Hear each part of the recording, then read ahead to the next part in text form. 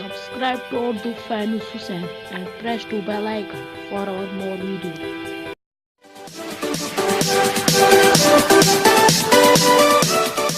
हो सदा झूठ के साथ जिंदगी जिसने गुजारी हो सदा झूठ के साथ हर्फ हक लिखा देखे तो बुरा लगता है। अस्सलाम वालेकुम नाजरीन, यूएफ चैनल में आपका खैर मुक़द्दम है। आप जहां कहीं भी होंगे खुश हो खुरम होंगे। कहते हैं खूबसूरत लिखाई एक फ़न है और ये शख्सियत की आईनेदार होती है। थोड़ी सी कोशिश से आप खूबसूरत लिखाई में महारत हासिल कर सकते हैं। आज जिस मौजू को हमने चुन लिया है वो हर्फ तहजी है। हर्फ तहजी में खुश खती का भी जो है ख्याल रखा गया है। आइए देखते हैं।